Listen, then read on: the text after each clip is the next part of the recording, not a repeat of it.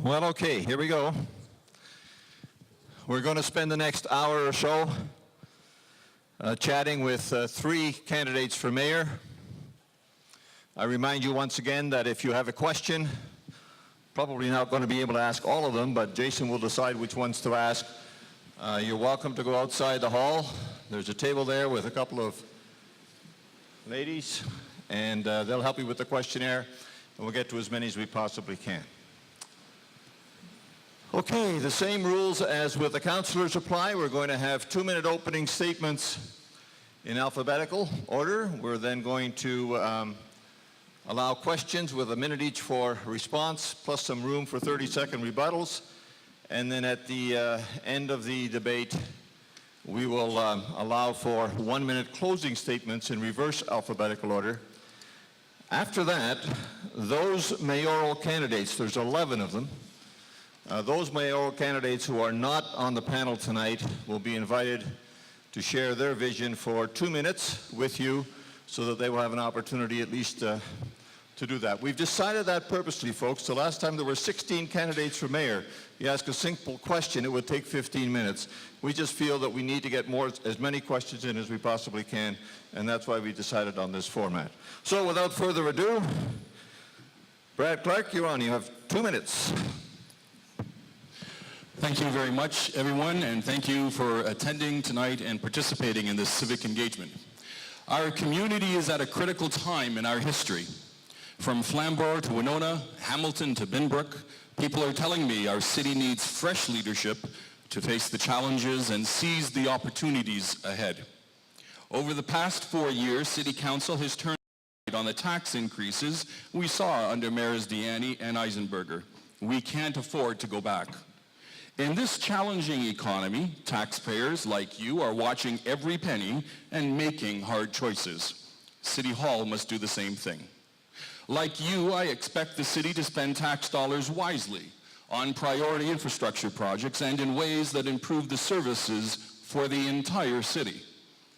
Our city has a $200 million annual infrastructure deficit, and in 2 years our debt will hit $1 billion. That's why we need to move past the unaffordable LRT and focus on smart transit planning that's affordable, practical, improves transit across the entire city. We need to secure a new deal for Hamilton, eliminate red tape, and better our services. Hamilton is a city of many communities, yet folks are concerned that council has been too focused on downtown Hamilton. It's time to restore balance to our city, to broaden our focus beyond downtown, to include all of our communities, all of our economic clusters, including our agricultural sector. I've served as a city councillor and as Ontario's transportation and labor minister. I know what it takes to create high-paying jobs in our community. Hamilton is on the doorstep of great things, but we can't achieve prosperity for all with the leadership from the past. For the change we need, it's time for a new mayor, and I ask for your support on October 27th. Thank you. Thank you, Brad.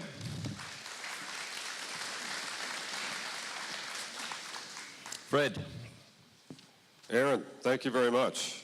Great to be here this evening, and I'm really looking forward to some interesting questions. I'm running to be Hamilton's next mayor because I love my city. I want to see Hamilton and each and every part of Hamilton prosper, not only now, but 100 years from now. And I want to do all I can to create a prosperous future for our city. That means making the right decisions, and often the very difficult decisions in the here and now. During this election campaign, I've been promoting 5 main priorities to move Hamilton forward. First, we need to make all parts of our city thrive by attracting more new business and creating good jobs and opportunity in our city. This means implementing a seamless process to encourage more businesses to set up in Hamilton. That will create new opportunity and a strong local economy. Second, we need to strengthen Hamilton as a community, all parts of our community. We're fortunate to live in one of the most diverse cities in Canada, and our success would not be possible without generations of people who have built our city and created the very fabric of Hamilton today. I'm focused on working with community organizations to bring about positive change and to create a city where every policy and service is subject to a modern equity and inclusion lens. This will ensure the city understands and responds to all the needs of our diverse people. Third, we need to make Hamilton more responsible and responsive. That begins with making a new commitment to rethink how we do business at City Hall. We can create a city government that is smarter, more collaborative, and consumer-friendly with transparency and accountability, and open two-way communications at the forefront of everything we do. I'm focused on protecting the hard-earned tax dollars of all Hamiltonians and ensuring maximum value for your money. This new and improved approach will benefit each and every Hamiltonian. Fourth, we need to invest in Hamilton's future. Hamilton has every opportunity to be a sustainable community, and I'm committed to reducing local poverty, increasing safe, affordable housing, and improving our public transportation system and making regular investments. And I have a fifth and a sixth, but I'll turn it over to, I'm ready to roll up my sleeves, get busy. I have the experience you can count on and the leadership you can trust, and I ask you to vote for me on October the 27th. Thank you. Thank you, Fred. Brian, you have 2 minutes. Thanks, Aaron. We're now only days away when Hamiltonians will make their choice for a new mayor. No question, it's a big decision, a personal decision that will affect the future of this city for years to come. This campaign is about many things. Some would have you believe the time isn't right to dream big, that dreaming is for later. Others would have you believe that lowering your expectations is the way to go. Suggesting the middle ground is good enough for us. I don't agree with either view, not even nearly. I believe strongly that good enough is not good enough for Hamilton. We deserve great. If, like me, you believe Hamilton needs to take its rightful place on the national stage, along with the other great cities in Canada, I ask for your vote. I ask that you vote for this kind of strong, progressive leadership that will move Hamilton forward with confidence. We must believe in ourselves if we want outside investors, entrepreneurs, and new residents to believe in us. I believe in Hamilton. I believe in the entrepreneurial spirit I saw every single day of my 100-day neighborhood tour. I believe in the energy, tenacity, and creativity of neighborhood residents who are working to make their neighborhoods stronger and healthier. As your mayor, I will make it my mission to ensure Hamilton becomes the city so many people have told me they want it to be. These people believe in themselves and they believe in their city, just as I do. Yes, we have challenges, but we also have opportunities. As your mayor, I promise to fix what's broken and to build what's needed. Join me in working hard to make Hamilton a great city. Thanks very much. Thank you. Now the fun begins. Jason, question number 1. Thanks, candidates. Earlier this year, the Fraser Institute said this: after controlling such factors as gender, age, marital status, education, tenure, size of firm, province, city, type of job and industry, public sector workers, including federal, provincial, and local, enjoyed a 12% wage premium on the average private sector job. Available for data also is the non-wage benefit similarly suggests that the public sector workers fare better than those of private sector. For example, 88.2% of public sector workers were covered by a registered pension plan, compared with 24% of private sector workers. Of those public sector workers covered by registered pension plan, 94% were covered by a defined benefit pension, compared to 52.3% of private sector workers. In addition, public sector workers retire earlier than the private sector counterparts, about 2.5 years, on average, and are likely less likely to lose their jobs, 3.8% compared to 0.06% in the public sector. I say all that to ask this question. As mayor, what will you do to bring salaries of Hamilton's municipal employees more in line with those of the real world? Thank you very much. We're going to start with you, Brad. You got a minute. Thank you very much. An excellent question. We can start with by demonstrating very clearly that we have control of the expenditures, and it starts with our labor discussions with all of our unions. And in the last 4 years, I was proud to be a part of a council that actually pushed for 0% increases. And we were the only municipality across the province that actually secured 0% increase in the first 2 years with their unions, which was an outstanding accomplishment. We led the way across the city. So we need to control our expenditures, and we are actually doing that. In terms of the rest of the public sector, we have actually, we need to make sure that we are, when we have attrition, when people are leaving the organization, we need to make sure that we're hiring at the appropriate level, that we're not hiring them at the same wage as the person who has the senior position coming back in. We have different experience levels and we have a grid, so we should be looking at that grid and make sure that we're doing that properly. Thank you. Fred, you have a minute.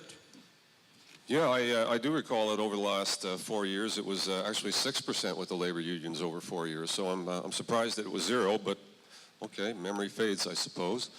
There's a real important issue here, and I think there's no easy answer.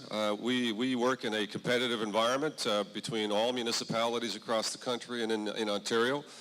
And we need to negotiate hard, but we also need to negotiate in the context of that competitive environment.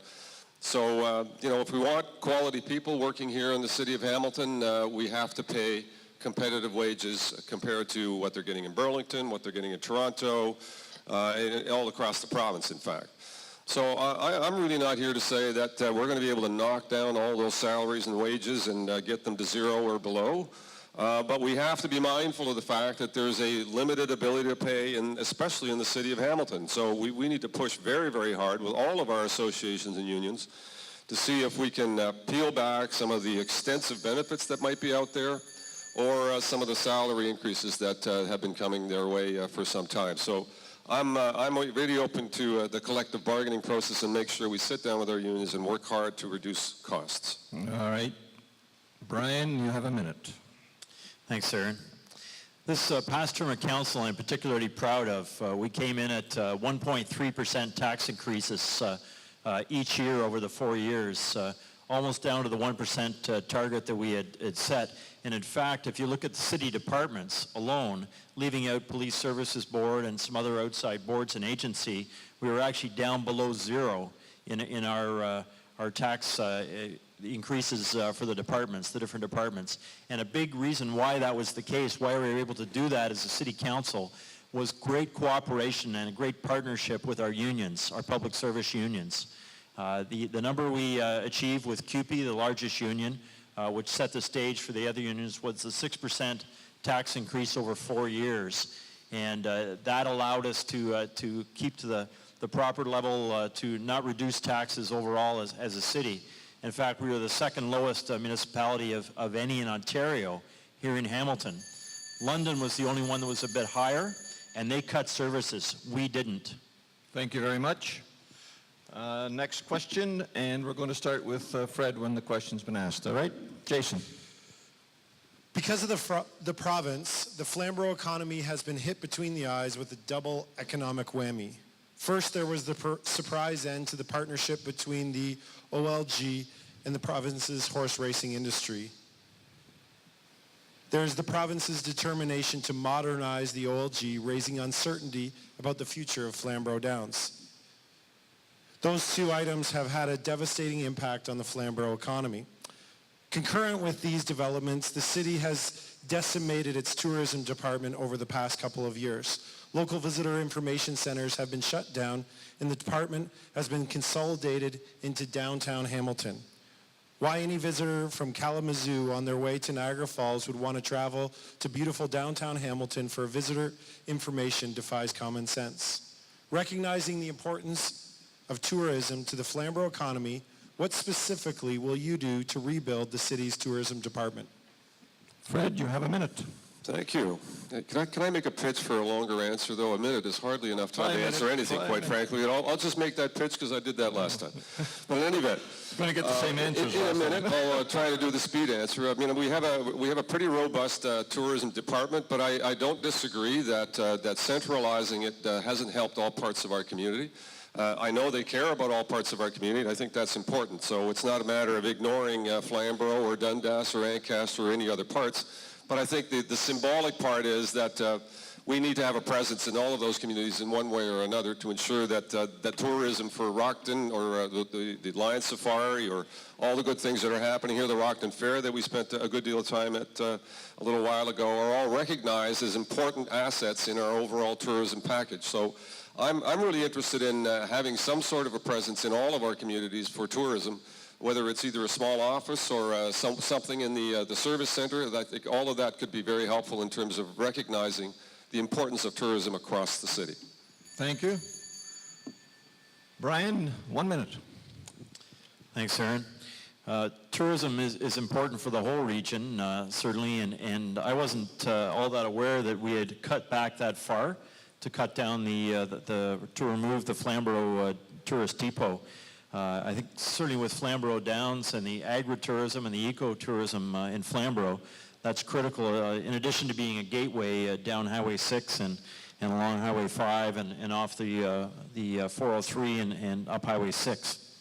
So I think probably the best way to look at this, I'd like to investigate a partnership with the Waterdown BIA. They're a wonderful organization. I've had the time to visit almost every one of the BIA stores with Margaret Robertson. You remember her from Pause a while, and she's done a great job over the years to raise the profile of the BIA and to weather the storm of the big box stores as well down the way.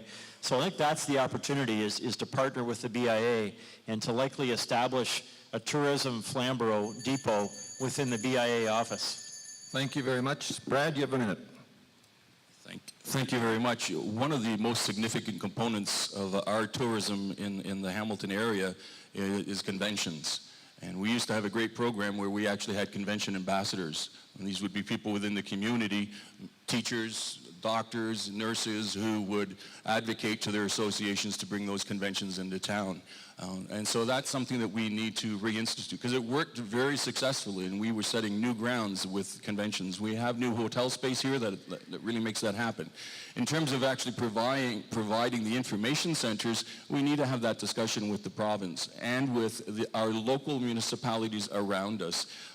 We had some of the best success ever in tourism in Ontario when communities were working together on the marketing of the overall area, of the greater Hamilton, Niagara area, of the Burlington area, and sharing those costs and marketing abroad to bring tourism here and pointing out all of those destinations.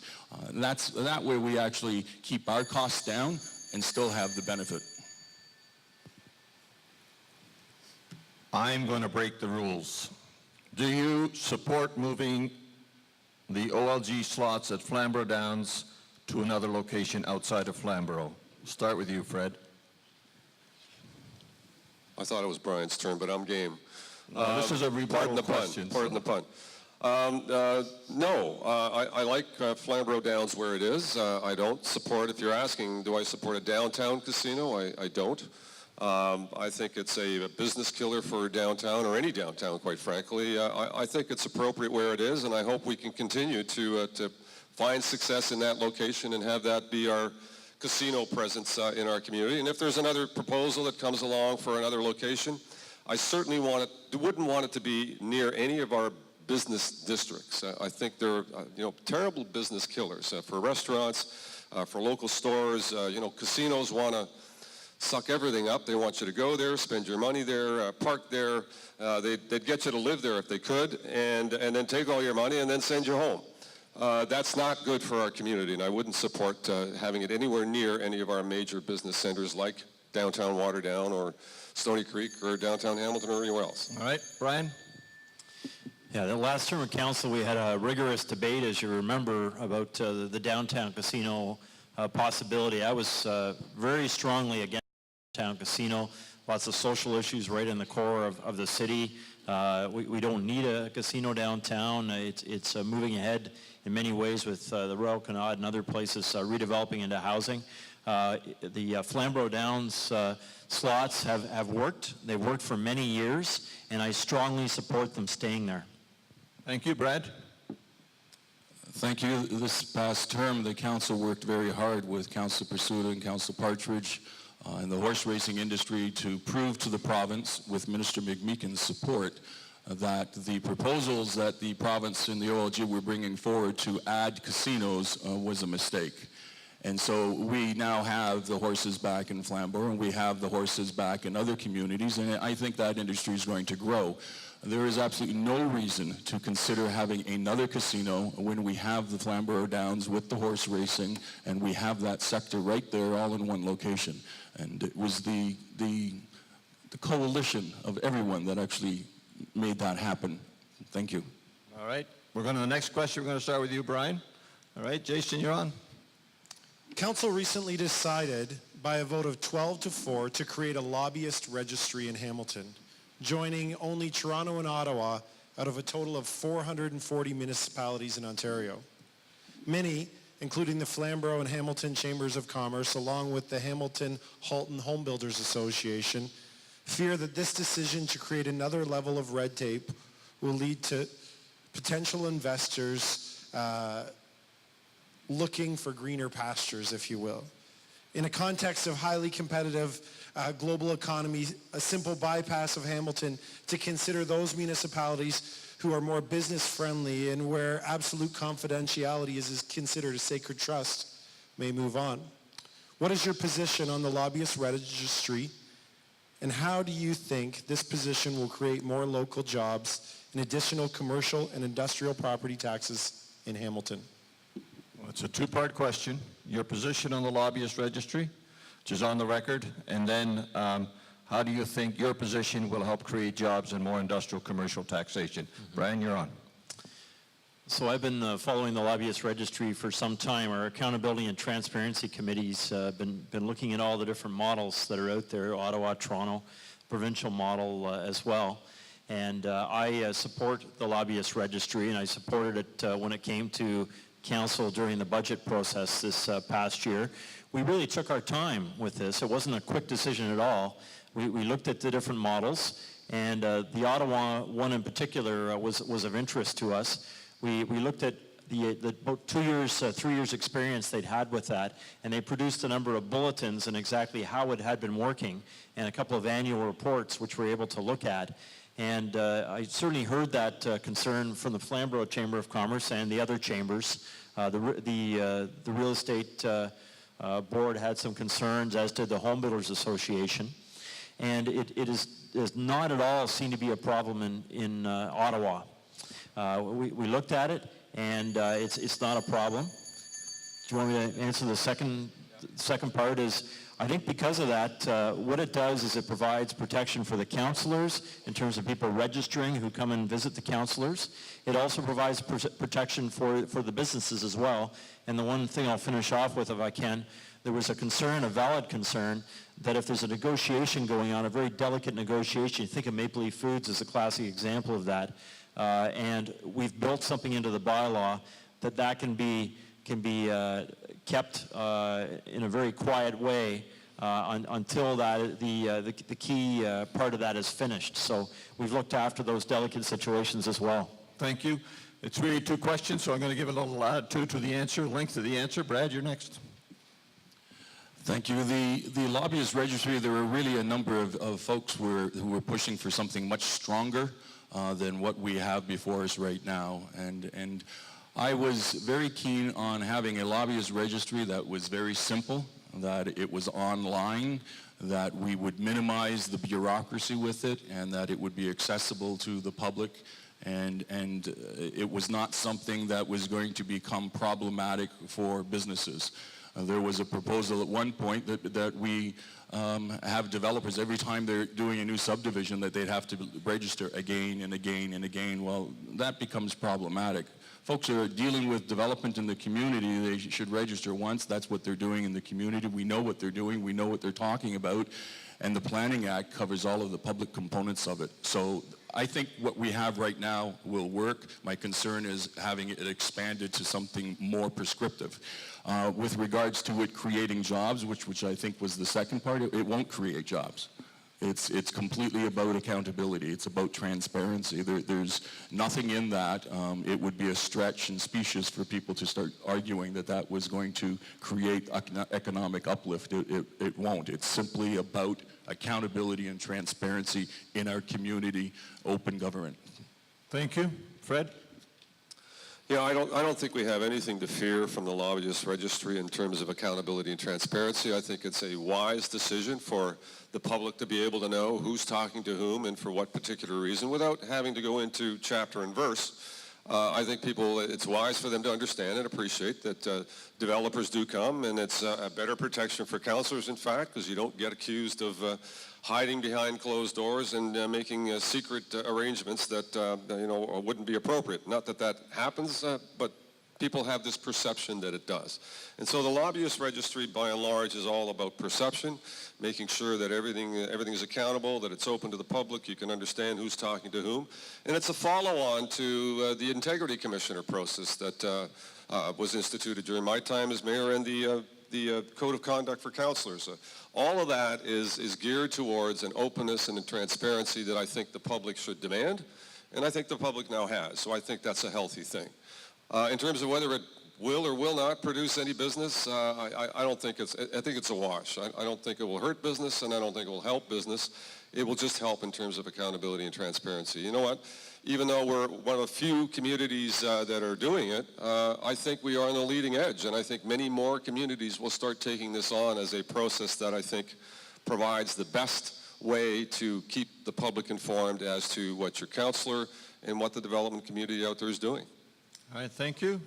Brad, we're going to start with you in the next question. Jason, you're on. A number of questions have come in around the St. Mary's Quarry, and just quite simply, are you for or against the St. Mary's Quarry, and what is your position on that in Flamborough?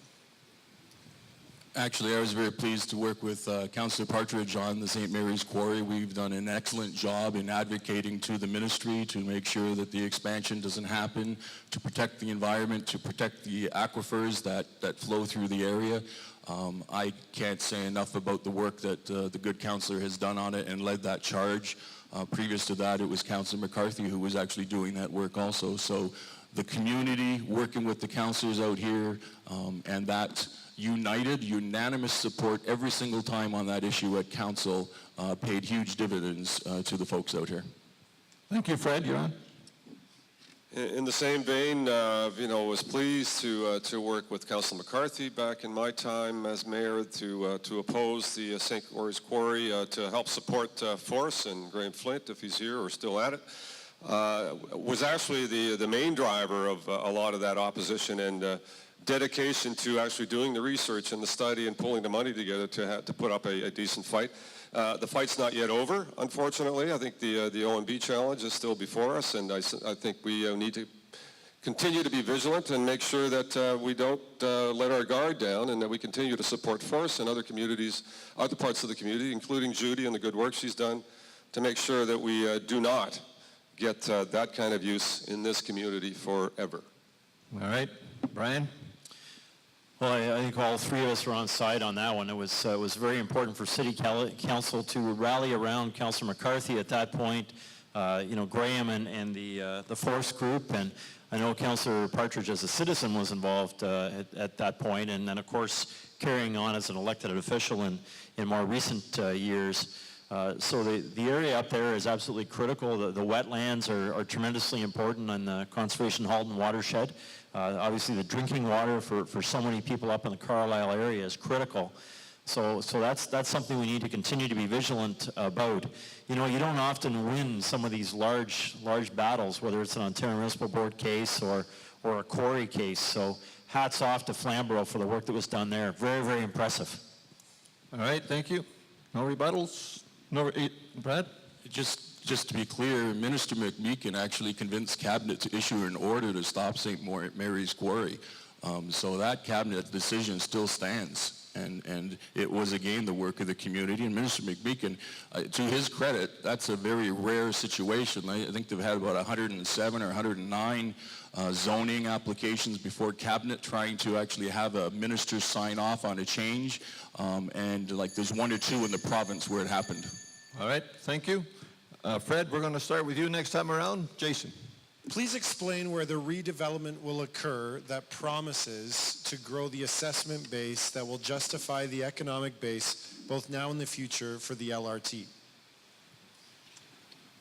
The LRT question. All in 1 minute? That's a tough one. So You know what, the LRT has always been based on the economic uplift that comes with it. So it's in part a people mover, and in the other part it's a development opportunity along the corridor that is proposed. And it's also an opportunity to expand the service right across the board. I think one of the things that you need to understand is that you are currently paying for transit projects that are happening in Toronto, 100% funded in Toronto, 100% funded in York, Durham, now happening in Ottawa, in fact, where they're turning their bus lanes into LRT lines. You are going to be paying for that, and they've set aside $15 billion for transit projects on behalf of the province for the province of Ontario. You're also going to be paying for that, whether you take a project or you don't take a project. So my view is let's do what we can to get the investment here, but I also understand that there's broad concern in our community, and we need to listen to those concerns and have an opportunity to have a short window of time to allow for all of the reports to be put on the table and all of the answers to come to the fore, all the misinformation to be knocked down, and then make a decision as to how we're going to proceed. Thank you, Brian. The City Council voted unanimously in favor of the LRT B line, and my view is the reason they did that is the Rapid Ready report and the Canadian Urban Institute report indicated tens of millions of dollars of additional tax revenue that will come in as a result of the LRT going in. That's based on experience in other North American cities. So the study was done, and that's why I supported it, is the additional tax revenue, because of course we can't ask you, the residential tax owners, or tax payers rather, to pay any additional residential taxes. We're already maxed out on that, so we absolutely have to attract new revenue to the city in the form of new population, new residential population, as well as new commercial development. Now where's that going to come from? The one real opportunity we have is despite the high taxes for residential, we've got about a 25% lower office tax rate than our comparator municipalities, Oakville, Mississauga, Burlington. So there's a huge opportunity to attract that. And as the mayor, that's my job, is to go out and make sure we get that development and increase the population and the tax base. Thank you. Just for clarification, and please don't misinterpret this, but the B line is the main bus line that runs between Eastgate and Stony Creek and McMaster University. Am I right about that? We're from Flamborough. We may not know what the B line is. All right. Thanks. Brad. Thank you very much. The economic uplift that has been spoken of and highlighted and quoted in the documents is $50 million. It's $30 million in development charges. And development charges, Councillor Partridge will tell you this, she sat on the development charge sub-review committee with me. Development charges is not free money. Development charges is for growth-related capital. So if the sewers need to be changed, the roads need to be changed, that's where that growth goes. So that's not profit to the city, that's not an increase in taxes, it actually pays for the cost of the growth. So that's $30 million of the $50 million.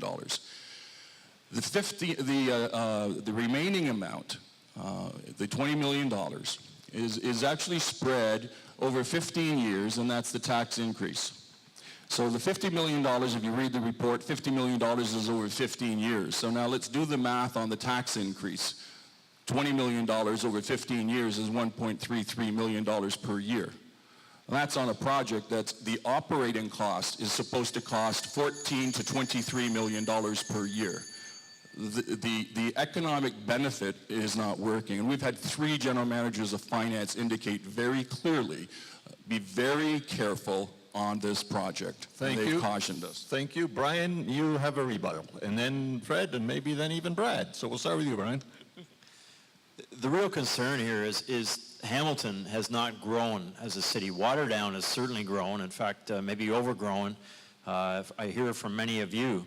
And the taxes in this community have just skyrocketed as a result of the property assessment going up and then the tax increase being applied.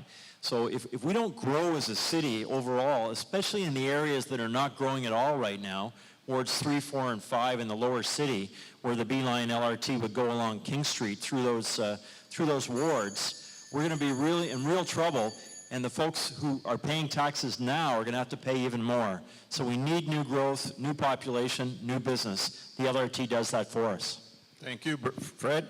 30 seconds. So thank you. You know what you need to understand is that Mr. Clark has had now 4 positions on transit in our city. It started off with LRT for 7 years. He was 100% supportive and said, even admonished the current mayor for saying something different to the province of Ontario and actually passed the motion to say, you can't do that. You need to be talking the party line. Then it was BRT, and then it was BRT Light. And now it's, well, let's just do a bunch of buses. So I'm not sure what the position is anymore, but it really does add to the confusion. I think there's a lot of misinformation being thrown around, and what we need to do is get back to getting all the information on the table and making sure that we make a sensible decision with all the facts on the table that you can all see. Thank you. Ladies and gentlemen, did you notice something? Neither of them spoke to the substance of what I said. $50 million over 15 years. It's exactly what's happening. And let's deal with the gas tax right now, because they're talking about we won't be getting the money because it's going to other municipalities. It's $15 billion for transit. It's $10 billion for roads. All of that came from gas tax. The gas tax did not go up. We've been paying gas tax now for the last 20 years. What the province did is reallocate part of the roads budget that we used to get in Hamilton to transit. I don't hear my colleagues, my opponents here, raising the alarm bell that we're paying gas tax for roads in Northern Ontario and other communities, and we're not getting our $50 million for our roads from the province anymore. That's a fact. That is a 100% fact. And what I have proposed is exactly what York Region did, and the province will pay for the expanded bus service. Minister Del Duca has said that. He said it in the Globe and Mail.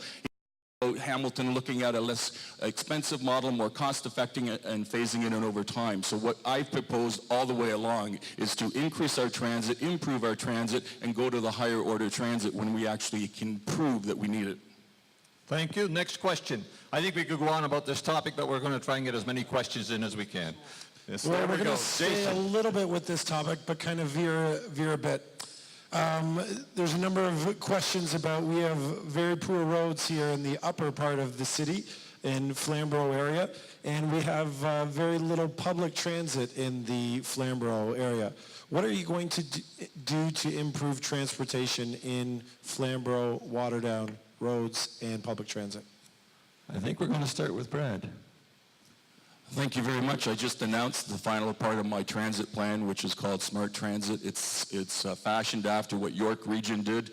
They convinced the province to spend almost $1 billion on 5 BRT light lines. That's in essence bus transit, longer buses, faster buses, more frequency.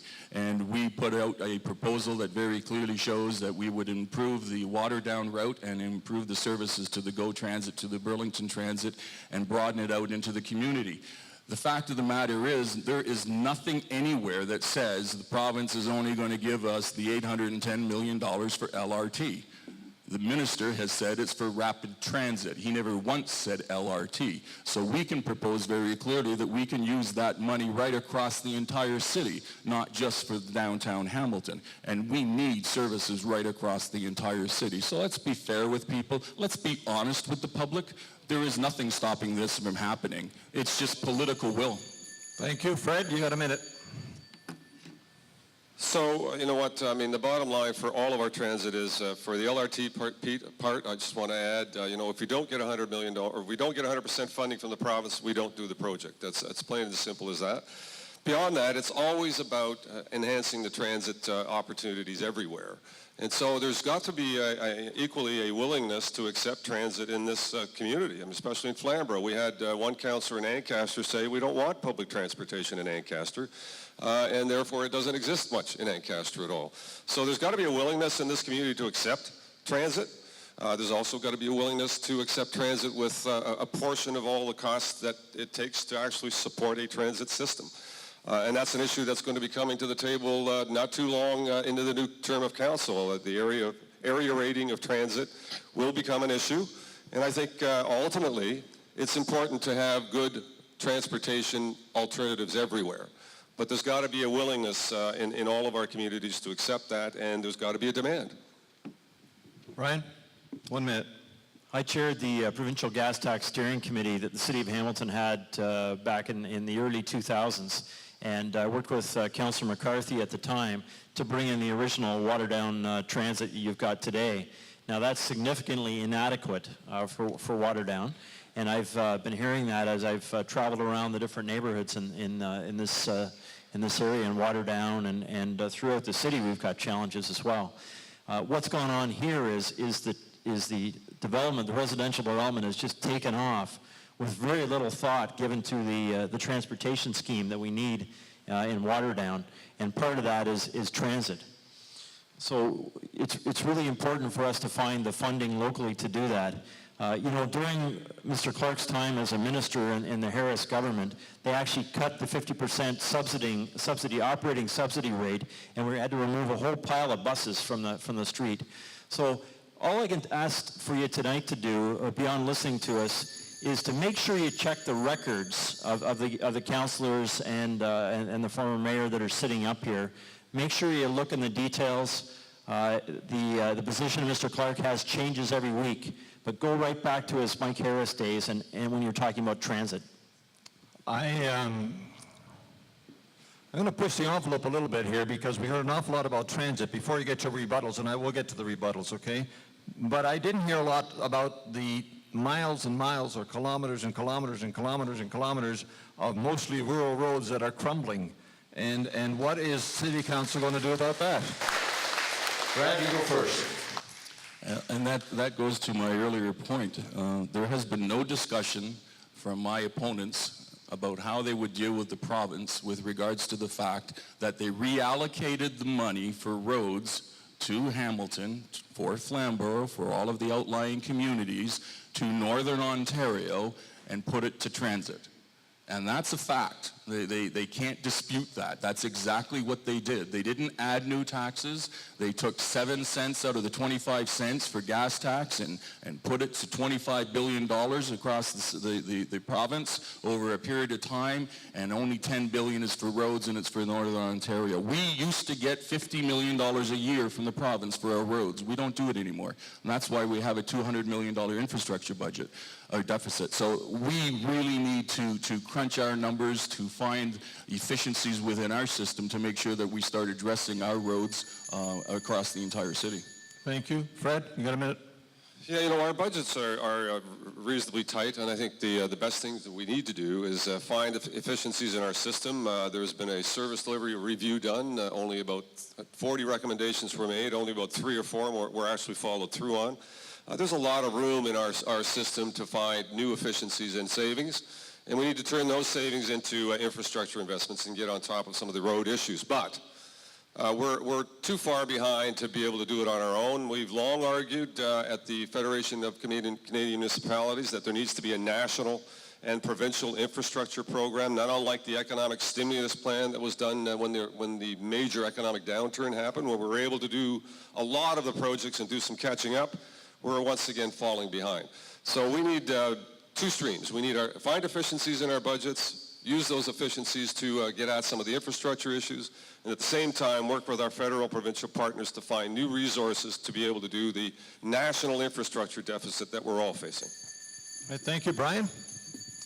So part of my policy platform, and check it out please at mcaddy2014.ca, is a $22 million investment over 4 years for local roads and sidewalks.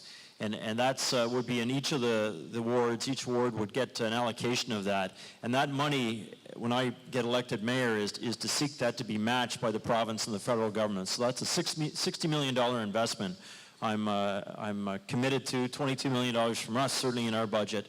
And I've talked to the councillors on the current city councillor, and they're on for that. They're hearing exactly what you're saying. The condition of the roads is tremendously bad throughout the city, certainly in Flamborough as part of that as well. So with my 100-day tour, I've been all through 190 neighborhoods throughout Hamilton, and I can tell you I've hit about 990 potholes throughout that area.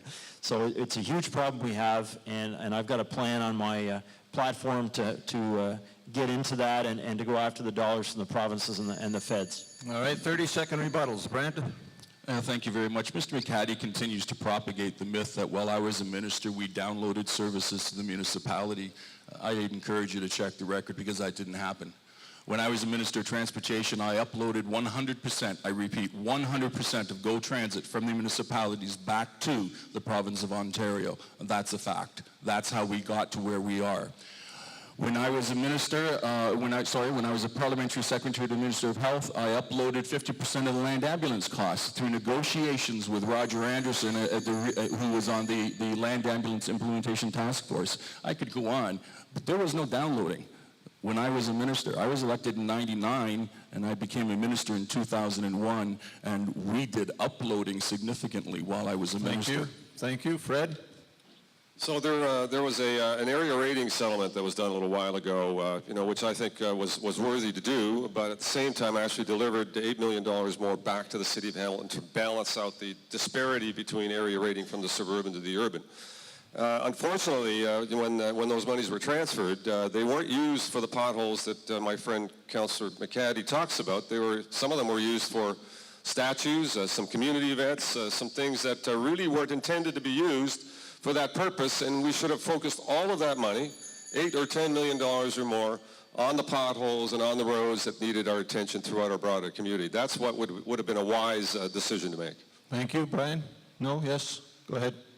So really what we have to do as a city, we have to create more revenue in this city. That's fundamentally what the problem is. We've kept the taxes low, 1.3%, which is admirable, and I would suggest this next term of council you'll see that same type of tax increase kept fairly low. But we need to increase the revenue across the city, attracting new Hamiltonians, new businesses. That's where we need to focus. And in terms of Councillor Clark's comment, there was no downloading left to do by the time he came in. The Harris government, which he came into secondarily, had already done all the damage already. All right. I think the next time we start with Fred. All right. We're going to try and get a couple more questions in. Jason? According to the figures provided by the city, the residential sector is responsible for 87% of the total property taxes collected in the city of Hamilton. The remaining 13% is provided by the commercial and industrial sectors. Some argue that Hamilton is at a fiscal crossroads, with a total debt approaching $1 billion and an annual infrastructure deficit of some $200 million. Many Hamiltonian taxpayers have experienced firsthand crumbling roads, sewage backup, broken water mains. Many make the argument that residential taxpayers are maxed out.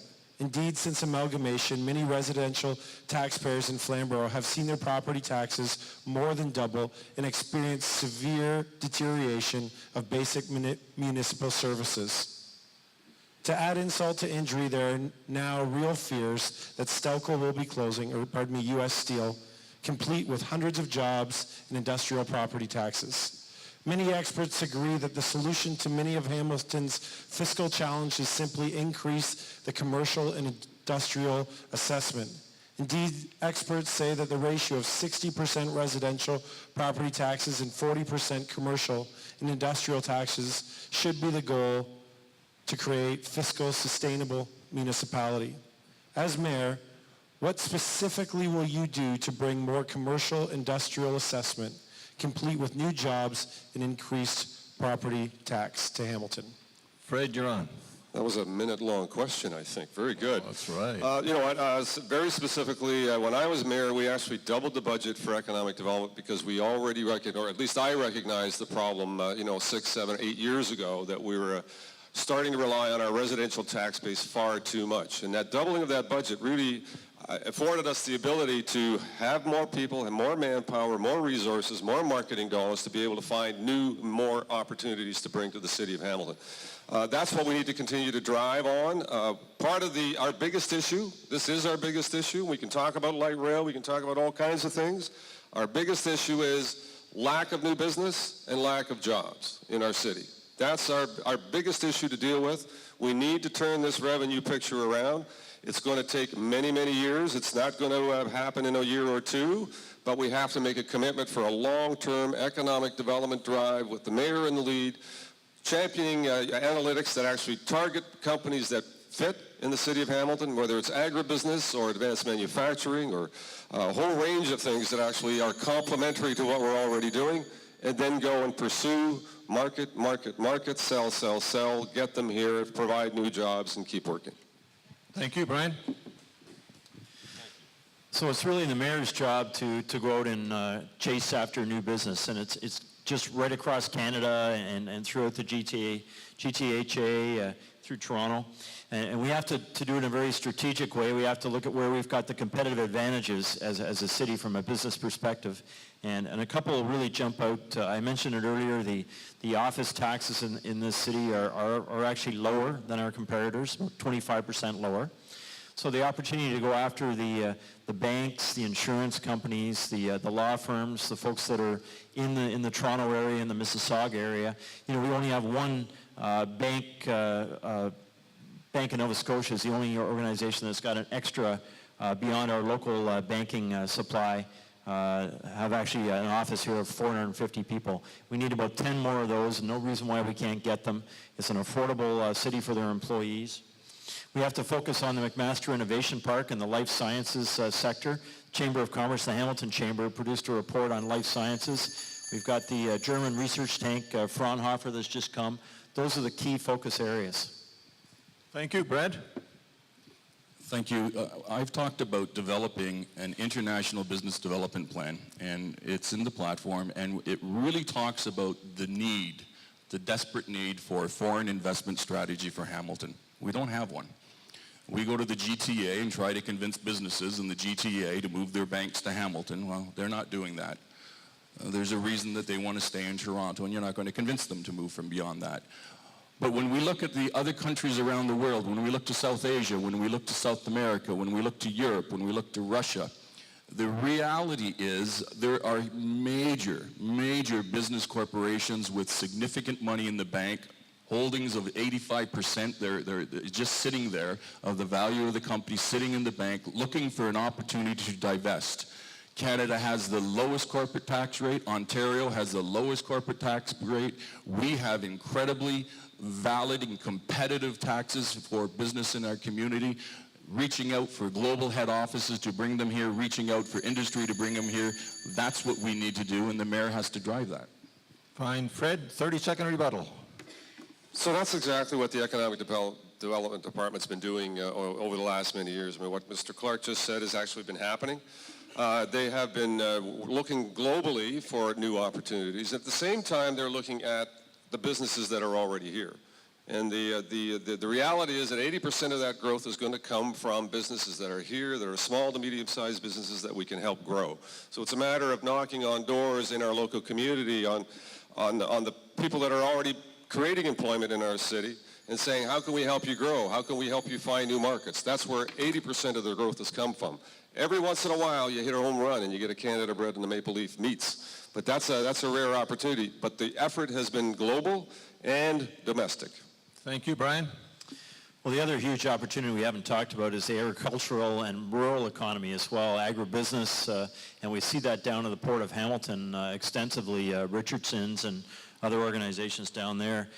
Next year, in 2015, the Greenbelt legislation is up for review at the province, and I think I've heard during my 100-day tour from many farmers that it protects farmland but may not actually protect farmers. So I think that's an opportunity for us to look at what impact the Greenbelt has had on us, what sort of adjustments we want to seek as a city to make farmers more successful, and the rural economy as well.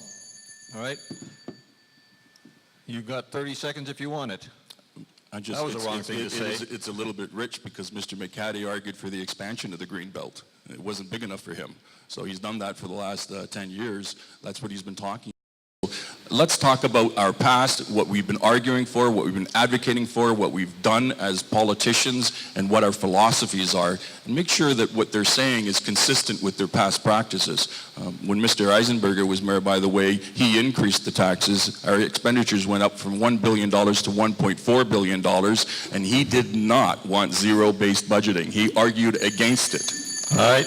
We're going to go to the final question. Well, wait a minute now. I mean, he had a rebuttal you and a had rebuttal. a rebuttal on the rebuttal. Two rebuttals over here and only one over here. I think we I ought to be lost fair. count. I'm sorry. You got a rebuttal. 30 seconds. Do I have a rebuttal? You have a rebuttal. Nice.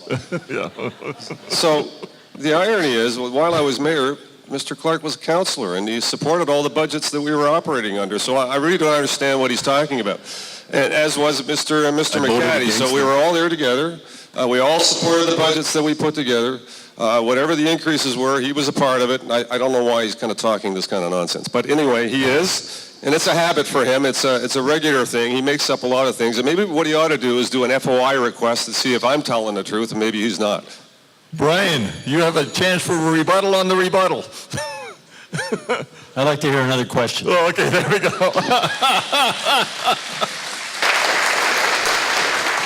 Oh, my brain is fried. Jason, last question.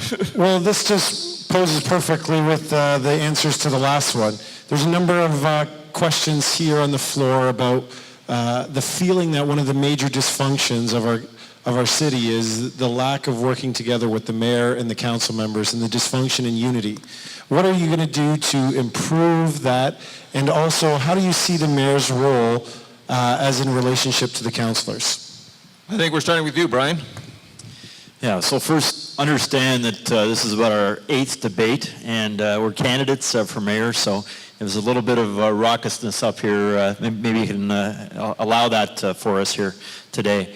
When elected mayor, the key with the mayor, because the mayor only has one vote, as you know, is to sit down with each of the councilors, and I'll do this and say, what are your top 3 priorities in Ward 15, Ward 14, and how can I, as the mayor, help you deliver on those? And then, by the way, I've got 5 priorities citywide. I'd like to know what you'd like to focus on. Maybe you're keen on the waterfront, keen on rural issues, and how can you come to Ottawa, come to Queen's Park with me as the mayor to help me deliver on those for the city. So that's the Team Hamilton approach, and we haven't had that in the past. The mayors in the past only tend to come to see the councillors when they want something. It needs to be a two-way street, and to go to the councillors and say, look, I've got the mayor's office. I'm passionate about the whole city. How can I help you as well? That team environment is critical. Thank you. Brad, you have a minute. Yeah, thank you very much. And in the past 4 years, we've had an excellent working relationship between the mayor and the council. It's improved dramatically, and all of my council colleagues have been very pleased about that. And that's important. It's important to actually make sure that we have all the facts before us, too. My opponents have indicated that from time to time I'm a lone wolf, and that I apparently don't get along with council. I see my opponent shaking his head. But here's some facts for you. Proactive disclosure of council expenses and senior staff expenses. That was my motion. It was supported unanimously by me working with council. Access by design. It was supported unanimously by the council by me working with the council. Privacy by design. Same thing. Our new debt policy, unanimously supported. The most important document we've ever put in place. That was my policy that I pushed, and the council supported it because I advocated with them. Whistleblower protection bylaw. That's how we're finding out about some of this theft that's been occurring in the city through the whistleblower protection bylaw. That was my initiative, unanimously supported by the council. We banned toxic phenols from our sewer system, unanimously supported by the council through my work with the council. We removed parking meters from Otterdown, Ancaster, Stony Creek, unanimously supported by the council because of that excellent working relationship. Thank you, Brad. Fred? It is getting late. It's all about collaboration at the end of the day, and it's about trust and whether or not you can rely on the people, and it has to be willing partners. People have to participate in a process. It's not about Stepford wives. We don't walk in there in total harmony. It's a place where you have debate, and where it's important to have that debate in public, and that's healthy and normal. But at the same time, at some point, you have to make a decision and move forward. But you have to have willing partners. People that want to participate, people that want to collaborate, people that don't want to spend time to being divisive or derisive or finding ways to embarrass people on an ongoing basis, but people that actually genuinely like each other and trust one another to be able to do the things that are of the interest of the people. That's not something that's happened very often with Mr. Clark. He's spent a whole lot of time actually finding ways to embarrass others to make himself look good. And that's certainly something I've been a victim of on a number of different occasions. So for him to suggest that he's a team player is a little rich. Brian, you have 1 minute. I have an idea we're going to get back to rebuttals on this one too, but you got a minute. Did I lose it? Yeah, go ahead. Sorry. Okay. Did you jeopardize that, or did you sabotage that? people expect council to work together. I mean, you're taxpayers, you pay good taxes up here in Flamborough, elsewhere across the city, and this is not a question of whether we can work together or we can't. We simply have to.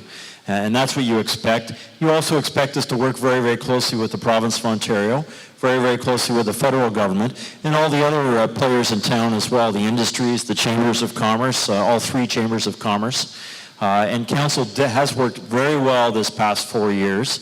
We've had a number of unanimous votes, which indicates cohesion and being on the same page. That was not the case the previous term of council. A lot of 8-8 votes and 9-7 votes, a lot of dissension on council. So it's not about being a nice guy, it's not about being liked, it's about having, as a mayor, having the respect of council and to be able to work with council and to spend time in the wards assisting the councillors to deliver in the neighborhoods. Thank you. Just a quick comment. The mayor is the coach, the mayor is the cheerleader, the mayor is the chairman of the board. The mayor is responsible for making sure that the council is all rowing together and we're rowing in the same direction. We will have disputes. We will have councillors that will disagree. But the mayor shouldn't be looking at those councillors when the dispute happens and accuse them of obstruction, accusing them of wasting the council's time. That can't happen. This is a democracy. We're supposed to be allowing that debate and then moving forward. That's what this council has done this term. Before we go to closing statements in reverse alphabetical order, I wonder if we could, we've had some fun here tonight, we've learned a lot, but if you really want to be informed, and that's our goal, we hope that we helped that in a little way tonight, you really got to do more homework on their website. So I'm going to ask each three of them to give their websites so that if you want to know more about their platforms, what distinguishes them from each other, that you know that you can do your own homework. And then we'll go to the closing statements. Brian, your website? My website is mcaddy2014.ca. Also very active on Twitter and on Facebook as well. All right, Fred? Website is fred2014.ca. My phone number, 905-527-2014. If you want really to understand where I'm at, give me a call. I'll be happy to talk to you. And also on Facebook, Twitter, and any other social media platform you can care to think of. Brad? Thank you. My website is bradformayor at bradformayor.ca. The phone number is 905-777-8683. We have 4 campaign offices, one in Dundas, one in Stony Creek, one in downtown Hamilton, and one on Upper James. Happy to see you at any one of them. Just give me a shout. All righty. So we're going to go to closing statements. These are 1 minute each. And after that, we're going to have give an opportunity to other candidates for mayor to share their thoughts for a couple of minutes each. Plus, I'm going to share some thoughts for comic relief of one mayoral candidate who is not here tonight and told me why. Brian, we're going to start off with you with a 1 minute closing statement, please. Thanks, Aaron. My opening comments talked about what I believe in. I want to end tonight by asking you to believe with me.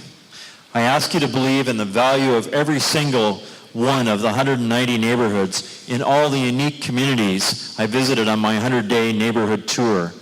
To believe that City Hall can be better and more open and more responsive. To believe that being an actively engaged citizen is worth the effort. That you can and will make a difference. For some, that may sound like I'm asking a lot. Maybe I am. But I'm asking because I know with the kind of strong, progressive leadership I'll deliver as your mayor, much is possible. I'm not naive. I know only too well we have our challenges before us, that the level of trust in local government isn't where it needs to be, that too often you feel that progress has been made in spite of City Hall. I commit to you, I will change that. I commit that I will be a leader who brings people together to make Hamilton the great city we know we can be. Thanks so much. This has been a great evening.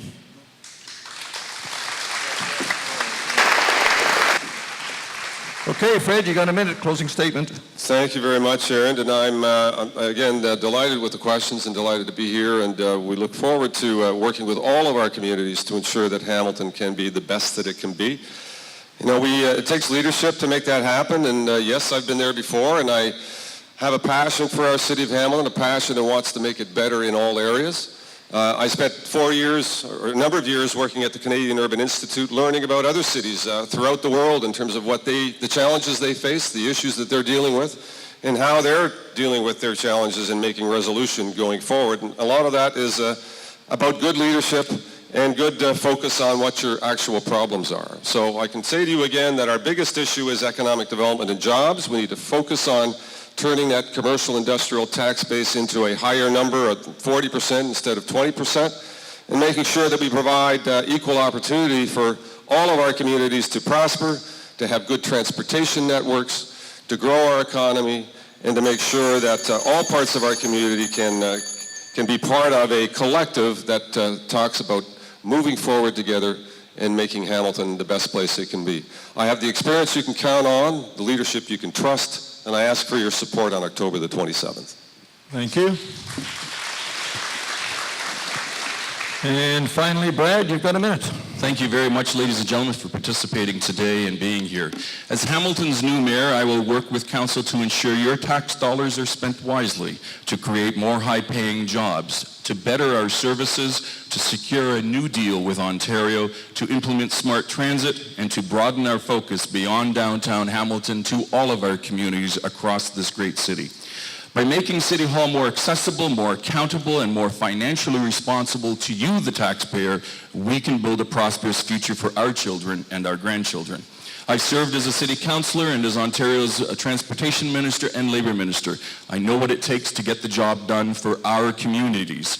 Hamilton is on the doorstep of great things. With strong new leadership, we will achieve the prosperity we deserve. For the change we need, it is time for a new mayor. I ask for your support on October 27th, and I thank you. Thank you very much. Now I'm going to ask them to stay here for a minute. I'm going to ask you to just stay put out of courtesy to the other candidates who are running for mayor. They're going to be given up to 2 minutes each to speak. And those other candidates who are present here tonight, if they would join me now, go through that door backstage, and we'll give you the opportunity to share your thoughts. While they're doing that, I promise you some comic relief. This is the email that I received from someone who's running for mayor and decided not to show up tonight.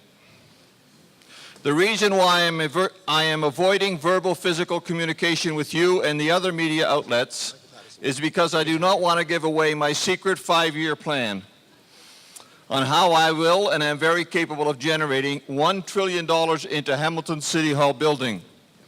If I am not elected this year, then all the idiots, unproductive dumbasses that did not vote for me will have to wait another 4 years for the next election before I start turning Hamilton into New York City.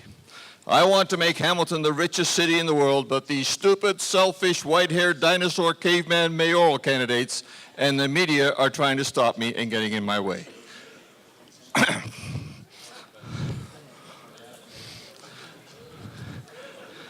Who is it? Oh, sorry. I guess you want to know who it is. Yeah, I guess that's only fair. That came from candidate Ricky Tavares. He sells particularly strong, potent seeds, I'm told. We can't grow it, we can't smoke it, but he can sell the seeds. Anyway, stay here a second if you don't mind here. Who we have? Brother Baldacero. You've got 2 minutes, Brother Baldacero, to share your thoughts over here with me. I'll hold the mic. Oh, okay, we need a prop. Okay. Oh, there, you want one too. Come on over here. I'll hold the mic. You got 2 minutes, Brother Ball. No, I'm going to hold the mic. I'm going to hold the mic. Okay. Good evening, brothers and sisters of the greater Hamilton area. Thank you for this opportunity to speak to you. As your Chief Magistrate, I'll reduce my salary by 1/3 to fund an oversight committee chaired by my runner-up. I will ask councillors to take 15% off their salaries to staff the committee with their runners-up. The committee assists the mayor and council, supports and works with community groups for better representation without cost to taxpayers. Issues such as Flamborough Casino, fluoride, and term limits, absent in this election, should be plebiscites on the ballot. My business plan will build up the BRT, and it includes a north-south LRT loop from GO Bus on Hunter to GO Rail on James. The loop will attract local and out-of-town tourists and commuters to our condos. As a general contractor and a litigant in the civil, criminal, landlord and tenant, and all the appeal courts all the way up to the Supreme Court of Canada, I am capable of operating this municipal corporation, handling its legal conundrums, bylaws, police, justices of the peace, repair your roads, and promote industrial and medicinal marijuana growing to replace Stelco's lost tax base. We got a lot of farmland sitting up there doing nothing. My fiscal track record speaks for itself. In 1989, with the help of the late Reverend Tucker, we saved Hamilton over $500,000 when we instituted an action in Superior Court holding council accountable for their illegal attempt to lease Ivory Wind Stadium to David Braley and the Tiger Cat Football Club for $1 a year. Over 3 years, that's $3. With all the concessions, advertising, and rights and revenues, if that wasn't enough, on the eve of the hearing, council quashed the deal. The judge stated it was because of our action. In closing, I ask all chambers of commerce and media to give equal time and coverage to all fringe candidates who come in forth. The top 3 contenders represent Liberal, Conservative, and ND parties, directly or indirectly. The 4th runner-up, fringe candidate, is the cream of the crop of the common folk. They represent thousands of who voted and some 50 to 60% who didn't as a result of their exclusion. So you're going to wrap up? Yes, I would ask all these top 3 candidates, why didn't they do it when? How come they're still going to do it after all these years of doing it? Thank you. Brother Baldacero. Thank you for lending me your ear.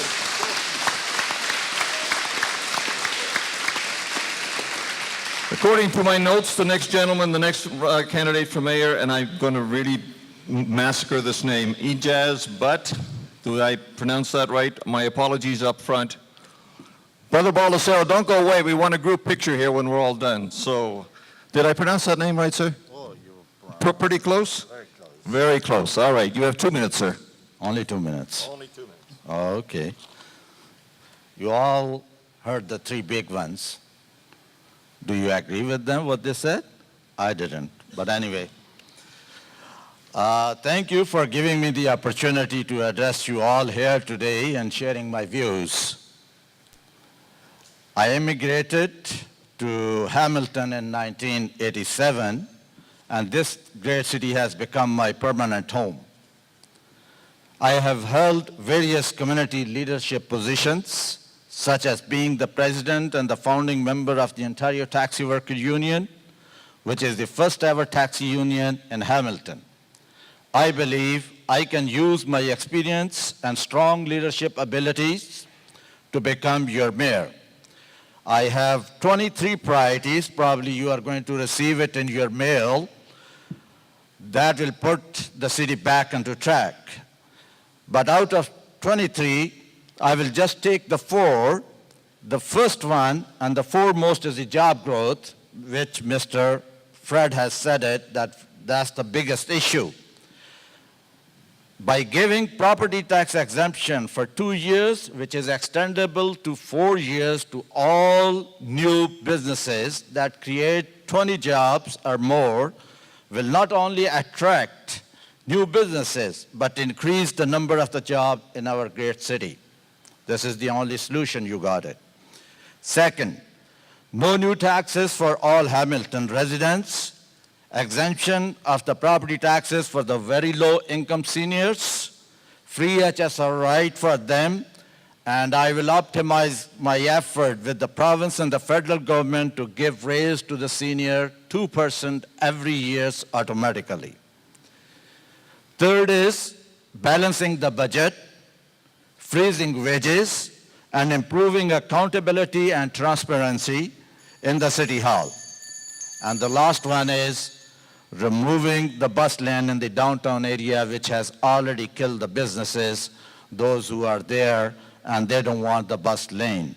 Anyhow, I appreciate the time you have given it to me today to share my thoughts. I'm happy to speak anytime to answer your questions. Thank you very much. Thank you very much. just stay here so we can take that group picture, okay? Over there, someplace. We got a lot of wires here, folks, so we don't want people to trip. We're just setting up for the group pictures for the media. I believe that the next name I have is Warren Francis. Is Warren here? No, he's not here. All right. Michael Pattison. Michael, you're on. You've got 2 minutes. Go ahead, Michael. I probably don't need it. Folks, if you can hear me out there? Okay, you need the mic? Okay. Okay, folks, because normally it is about me talking to you, okay? Or sorry, I don't wish to stand up here and talk to you. I want to be part of a conversation with you. Because the fact of the matter is, we need more powers put back into the wards. We need the wards to be represented from urban to suburban to rural. We need our neighborhood associations, our community groups. These are the folks that literally stand up every day to make a community better. These are the ones that are on ground floor trying to make things better. We need councillors to be elected, job as mayor. You've heard it all night long. New leadership. We need everyone to get along. How do we do that, folks? We make everybody in this great city count. And when we talk about we need help from the province, we need help from the feds, sure we do. But I'll tell you what we have to do first. We have to stop ranting over what we have wrong. We need to look to each other. We need to actually start to form solutions that we can then take to the both province and federal government on how to fix the problems that Hamilton has. So ending, well, thank you for coming out. I have a whole 2 minutes to try and get you to vote for me. So thanks for your 2 minutes. Next to that, folks, look beside you. You are the people that will make the change in wards 14 and 15. Vote for a good councillor. Vote for a mayor that's going to listen. Thank you very much. Thank you. Over here, Warren. Is that it? Is there anybody else in the bleachers? No, that's it. Ladies and gentlemen, that brings us to the end of our debate this evening. I won't prolong the agony. I'm just going to thank everybody who helped make it happen. Joey Coleman, the media, the Cogeco, WDHS. Remember, on Monday, October the 27th, please go out and vote. Thank you very much. Good night, everyone.